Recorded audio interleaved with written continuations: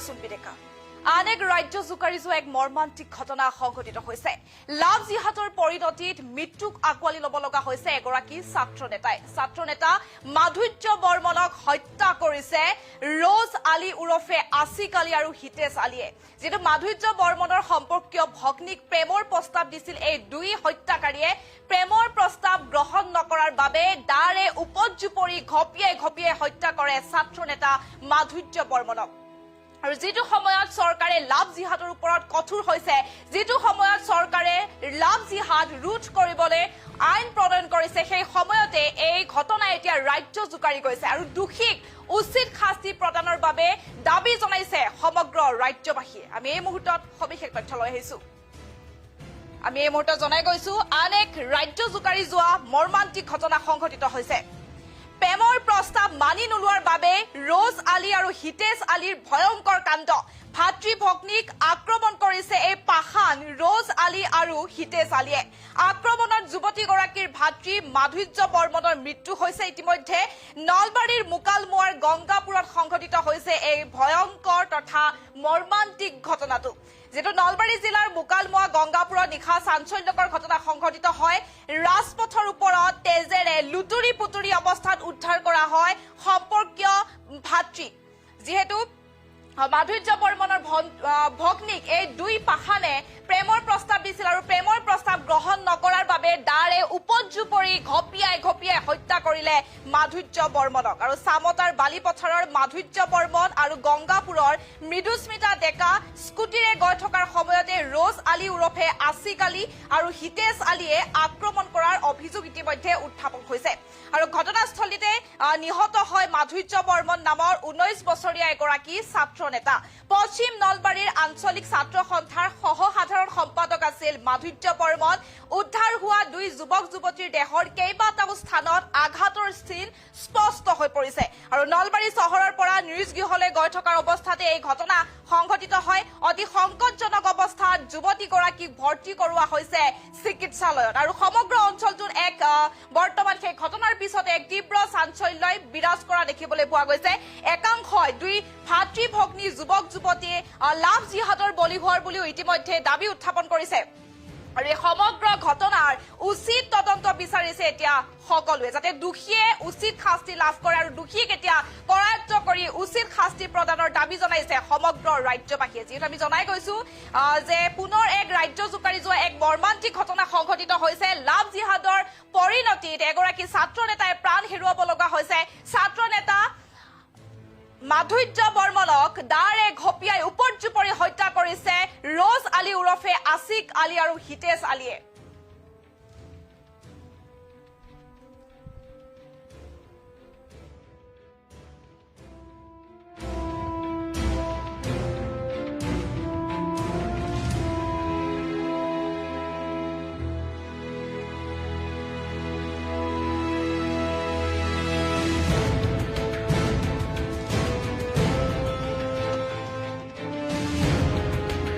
পৰ্ব আছিল পৰ্বৰ পৰা কিতাপ গতাব গৈছিল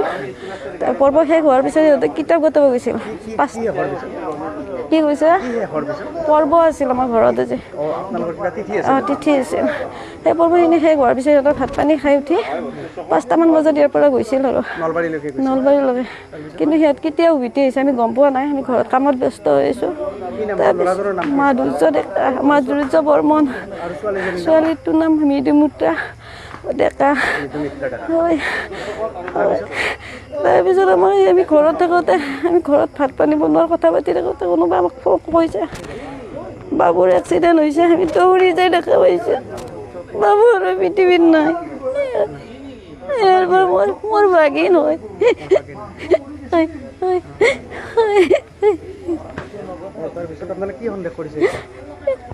ইয়াত আঘাতৰ চিন আছে বাবুৰ হয় দুইজনৰে ছোৱালীজনৰ ইয়াত ল'ৰাজনৰ ইয়াত আৰু পিঠিত আছে চোলা তোলা ফালি দিছে চোলা তোলা গোটেই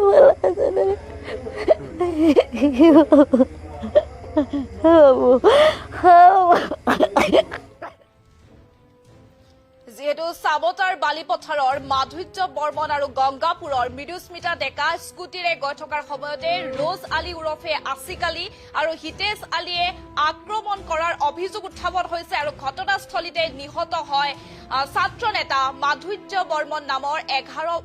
19 বছৰীয়া যুৱকজন আৰু পশ্চিম নলবাৰীৰ আঞ্চলিক ছাত্ৰ সন্থাৰ সাধাৰণ সম্পাদক আছিল এই যুৱকজন আৰু উদ্ধাৰ হোৱা 2 যুৱক যুৱতীৰ দেহৰ কেইবাটাও স্থানত আঘাতৰ চিন স্পষ্ট হৈ আছে আৰু নলবাৰী চহৰৰ পৰা নিজ গৃহলৈ গৈ থকাৰ অৱস্থাতে এই কৰুণ ঘটনাটো সংঘটিত হয় আৰু অতি সংকটজনক অৱস্থাত যুৱতীগৰাকীক ভৰ্তি কৰোৱা হয় চিকিৎসালয়ত আৰু সমগ্ৰ অঞ্চলটোত এক তীব্ৰ চাঞ্চল্য এতিয়া বিৰাজ কৰা দেখিবলৈ পোৱা গৈছে একাংশই 2 ভাতৃ ভগ্নী যুৱক যুৱতী লাভ জেহাদৰ বলি হোৱা বুলিও দাবী উত্থাপন কৰিছে আৰু সমগ্ৰ ঘটনাটোৰ উচিত তদন্ত বিচাৰিছে এতিয়া সকলোৱে আৰু সকলোৱে এতিয়া দোষী কৰায়ত্ব কৰি ভুক্তভোগী পৰিয়াল দুটিক ন্যায় প্ৰদান কৰাৰ দাবী উত্থাপন কৰা দেখিবলৈ পোৱা গৈছে আৰু তাৰ পিছতে নলবাৰীৰ গংগাপুৰত ভয়ংকৰ ঘটনাৰ ৰহস্য ফাদিল হয় আৰু নলবাৰীত দুৰ্বৃত্তৰ আক্ৰমণত মৃত্যু হল পশ্চিম নলবাৰী আঞ্চলিক সমিতিৰ সহকাৰী সাধাৰণ সম্পাদক মাধুৰ্য বৰ্মনৰ আৰু গুৰুতৰভাৱে আহত হয় মৃদুস্মিতা ডেকাৰ নামৰ যুৱতীগৰাকী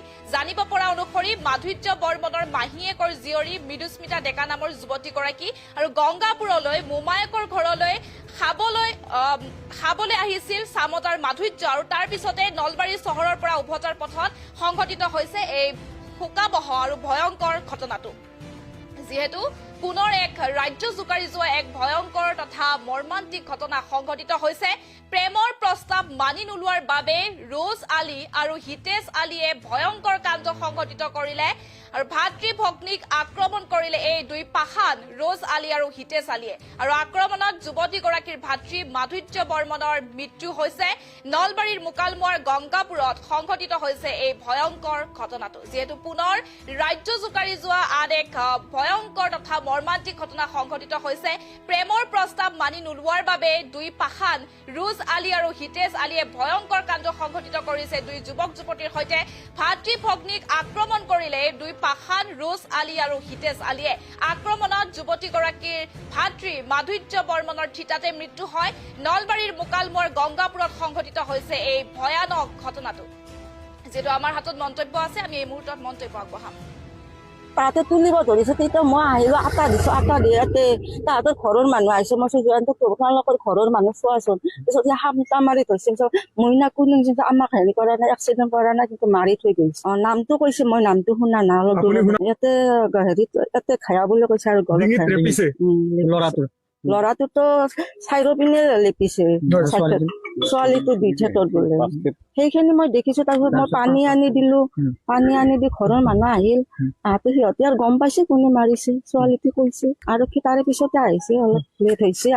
ইয়াৰে নহয় ল'ৰা দুটা ইয়াৰে নহয় আমাৰ ইয়াৰে অলপ দূৰৰ কালাগছিৰ বুলি কৈছে পূব কালাগছিৰ বুলি কৈছে মই সেইখিনিয়ে গম পাইছো ল'ৰাটো বেছি নিৰ্দোষী তাক গেলি বয়া লাগিছে একদম সৰু ল'ৰা পঢ়ি আছে সেইটোৱে মাকৰ ল'ৰা আছিল আজি মাকটো কেনেকৈ থাকিব তাতে তুলিব ধৰিছে তেতিয়া মই আহিলো আটা দিছো আটা দিয়াতে তাহাঁতৰ ঘৰৰ মানুহ আহিছে মই জয়ন্ত তোমালোকৰ ঘৰৰ মানুহ চোৱাচোন পিছত হামটা মাৰি ধৰিছে মইনা কোনো আমাক হেৰি কৰা নাই এক্সিডেণ্ট কৰা নাই কিন্তু মাৰি থৈ গৈছে নামটো কৈছে মই নামটো শুনা না অলপ ইয়াতে হেৰিত ইয়াতে খায়া বুলি কৈছে আৰু ল'ৰাটোতো চাইৰ পিনে লেপিছে ছোৱালীটো 2 ঠেটত বোলে সেইখিনি মই দেখিছো তাৰপিছত মই পানী আনি দিলো পানী আনি দি ঘৰৰ মানুহ আহিল তাহাঁতে সিহঁতে আৰু গম পাইছে কোনে মাৰিছে ছোৱালীটো কৈছে আৰু তাৰে পিছতে আহিছে অলপ লেট হৈছে ইয়াৰে নহয় ল'ৰা দুটা ইয়াৰে নহয় আমাৰ ইয়াৰে অলপ দূৰৰ কালাগছিৰ বুলি কৈছে পূব কালাগছিৰ বুলি কৈছে মই সেইখিনিয়ে গম পাইছো ল'ৰাটো বেছি নিৰ্দোষী তাক গেলি বয়া লাগিছে একদম সৰু ল'ৰা পঢ়ি আছে সেইটোৱে মাকৰ ল'ৰা আছিল আজি মাকটো কেনেকৈ যিজনী ছোৱালী এই ঘটনাটো কৰিলে তেওঁ মোৰ ছাত্ৰী আছিল আৰু অতি তীক্ষ্ণবান ছাত্ৰী আছিল বিভিন্ন প্ৰতিযোগিতামূলক সুনাম অৰ্জন কৰিছিল আমাৰ বিদ্যালয়ৰ পৰা গতিকে তেওঁলোকৰ এই ঘটনাটোত সঁচাকৈ আমাৰ অঞ্চলবাসী মৰ্মাহত হৈছে আৰু ইয়াৰ মানে উপযুক্ত শাস্তি দোষীক বিচাৰি উপযুক্ত শাস্তি দিয়াৰ কাৰণে আমি চৰকাৰী পক্ষক বিশেষকৈ আমাৰ অসমৰ মাননীয় মুখ্যমন্ত্ৰী মহোদয়ক আহ্বান জনাইছোঁ যাতে অতি সোনকালে এই দুষ্কৃতিকাৰীক ধৰি উপযুক্ত শাস্তি। আচলতে অতি মৰ্মান্তিক আৰু দুখজনক ঘটনা। আমি মানে সৰুৰে পৰা আমি ডাঙৰ হ'লোঁ ইয়াত, বা আমি আগতেও শুনা পাইছিলোঁ অসম আন্দোলনতো আমাৰ ইয়াত এনেকুৱা ঘটনা হোৱা নাছিল। আমি প্ৰথমতে আমি এটা এক্সিডেণ্ট বুলি ভাবিছিলোঁ, কিন্তু আমি এতিয়াও ক'ব নোৱাৰোঁ এইটো আচলতে ঘটনাটো কি। আমি যিহেতু তেওঁ এখন স্কুটি চলাই আহিছিল, নলবাৰীৰ পৰা আহি আছিল, আহি এই ঘৰৰ পৰা অলপ দূৰত আৰু আমাৰ গংগাপুৰত প্ৰায় 300 মিটাৰ দূৰত আপোনাৰ আমি দেখাত মানে গাড়ীখন তেওঁৰ স্কুটিখন থিয় হৈ আছে, যেনেকৈ আছিল তেনেকৈ, আৰু আপোনাৰ কোনো ধৰণৰ গাড়ীত স্পট নাই, কিন্তু তেওঁৰ আমি বডিত গোটেই তেজেৰে লুতুৰি পুতুৰি, যিহেতু মোৰ অলপ আহিব দেৰিও হৈছিল, মই খবৰ পোৱাৰ পিছতহে আহিছিলোঁ, গতিকে আমি এই ঘটনাটো আচলতে এইটো আমি এটা পৰিকল্পনা হয়তো ঘটনা বুলি এটা আমি অনুমান কৰিছোঁ, বা আমি যিখিনি দেখিছোঁ দুয়োটাৰ ছোৱালীটো হয় এনেকুৱা মই শুনিছোঁ। মই একদম মানে একজেক্টলি তেজেৰে লুতুৰি পুতুৰি হৈছিলতো, ভালকৈ ধৰিব পৰা নাই। দেখাৰ পিছত মোৰ নিজৰো বেয়া লাগি গৈছিল, কাৰণ ৰাতিপুৱা তেওঁক লগ পাইছিলোঁ, আৰু ল'ৰাজন অমায়িক ল'ৰা, খুবেই অমায়িক ল'ৰা। তেওঁ মানে চামতাত ঘৰ, আমাৰ ইয়াত সকলোৱে তেওঁক ভাগিন বুলিয়ে জানে, বা সকলোৱে ভাগিন বুলি। তেওঁ মোমায়েকৰ ঘৰত আহিছিল,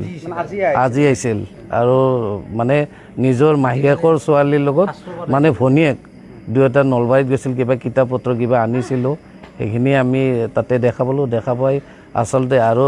যদি এইটো এক্সিডেণ্ট নহয় বা তেনেকুৱা যদি কোনোবা বেলেগ যদি কিবা পৰিকল্পিতভাৱে কোনোবাই কিবা কৰিছে, এইটো আচলতে নিন্দনীয়। আৰু আমি এই ঘটনাটোক আমি মানে তীব্ৰতাৰে কৈছোঁ যে এই যিটো ঘটনা, এই ঘটনাটোৰ উচিত তদন্ত হওক, আৰু যদি কোনোবা দোষীয়ে যি কাম কৰিছে দোষীও উপযুক্ত শাস্তি পাওক। কিন্তু মই এতিয়াও কওঁ কথাখিনি আমি ভালকৈ ধৰিব পৰা নাই। যদি ছোৱালীজনী কৈছে যদিও তাৰমানে ভালকৈ আমি শুনা পোৱা নাই, আৰু তেওঁৰ মোবাইল আছিল, দুয়োটা মোবাইল আছে, মোবাইলত যদি কিবা তেনেকুৱা কিবা কথা বতৰা থকা বুলি অলপ শুনিছোঁ। আৰু যিহেতু এক্সিডেণ্ট হ'লে গাড়ীখন থিয় হৈ আছে, গাড়ীখনত কোনো স্পট নাই, আৰু তেওঁৰ বেগটোত গাড়ীখনত তেজ পৰি আছে, আৰু কাষত মানুহ আছিলে, আপোনাৰ মানুহ এঘৰ আছিল, মানুহ ঘৰৰ কোনো ধৰণৰ শব্দ শুনা নাছিল। ৰাস্তাত পৰি থকাৰ পিছত অহা যোৱা কৰা ৰাস্তাৰ ব্যক্তিয়ে দেখাৰ পোৱাৰ পিছতে এই ঘটনাটো মানে বহলভাৱে প্ৰচাৰ হৈছে। আৰু আৰক্ষী বহুত দেৰিকৈ আহিছে। আচলতে আৰক্ষীক আমি লগে লগে খবৰো দিয়া হোৱা নাছিল, মুকালমুৱা থানাৰ পৰা আহিছে, এম্বুলেঞ্চো আহিছে, কিন্তু বহুত দেৰি হৈছে এম্বুলেঞ্চটো। হয়তো আমি খবৰ দিলে নে দিয়া নাই, মই যিহেতু খবৰ দিয়া নাই মই তেনেকৈ ক'বও নোৱাৰিম। ব্যক্তিগত মানে ছোৱালীজনীক মৃদুমুদ্ৰা, তেওঁ অমায়িক ছোৱালী, তেওঁ যোৱাৰ নৱৰ বিদ্যালয়ত পঢ়ি আছে, এইবাৰ HS ছেকেণ্ড ইয়াৰ, আৰু ল'ৰাজনে তেওঁ খুব ভাল পঢ়া, ইডেন ভেলীত পঢ়িছিল, তেওঁৰ মাকো ইডেন ভেলীত কৰ্মৰত। গতিকে তেওঁ এজন অমায়িক ল'ৰা, ভালদৰে পঢ়া শুনা, আৰু সামাজিকভাৱে তেওঁৰ যিখিনি আমি দেখিছোঁ ইয়াতে, তেওঁ বহুতেই অমায়িক ল'ৰা, বহুত ভাল ল'ৰা। তেনেকুৱা এজন ল'ৰা আজি এনেকুৱা দুৰ্ঘটনাৰ সন্মুখীন হ'ল, আচলতে ক'বলৈ ভাষা নাই। গতিকে এই ঘটনাক আমি তীব্ৰভাৱে গৰিহণা দিছোঁ যে দোষীৰ উচিত তদন্ত হ'ব লাগে। আচলতে অতি মৰ্মান্তিক আৰু দুখজনক ঘটনা। আমি মানে সৰুৰে পৰা আমি ডাঙৰ হ'লোঁ ইয়াত, বা আমি আগতেও শুনা পাইছিলোঁ অসম আন্দোলনতো আমাৰ ইয়াত এনেকুৱা ঘটনা হোৱা নাছিল। আমি প্ৰথমতে আমি এটা এক্সিডেণ্ট বুলি ভাবিছিলোঁ।